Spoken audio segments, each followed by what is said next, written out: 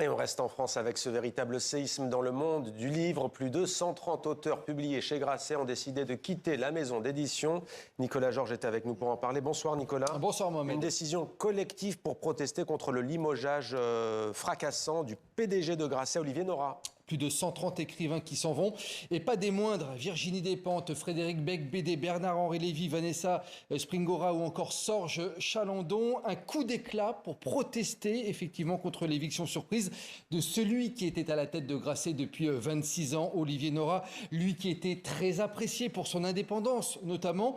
Notez que de nombreuses personnalités lui ont également apporté leur soutien, comme ici la journaliste Claire Chazal sur son compte Instagram. Alors, selon les auteurs démissionnaires dont on parlait à l'instant, c'est l'homme d'affaires conservateur proche de l'extrême droite, Vincent Bolloré, lui-même qui serait derrière le limogeage d'Olivier Nora.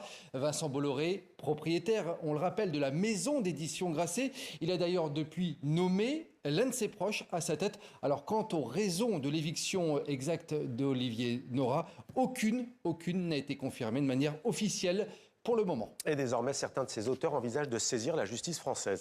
Mais après ce coup d'éclat, effectivement, il ne veut pas vraiment s'arrêter là. Il devrait s'engager dans une longue bataille juridique collective contre Grasset et contre Hachette, la maison mère, avec un objectif désormais, récupérer leurs droits d'auteur. Certains y ont des contrats en cours, d'autres ont quitté la maison, mais leur catalogue, en fait, et les droits afférents à leur catalogue, eh bien, ils sont encore juridiquement rattachés à Grasset.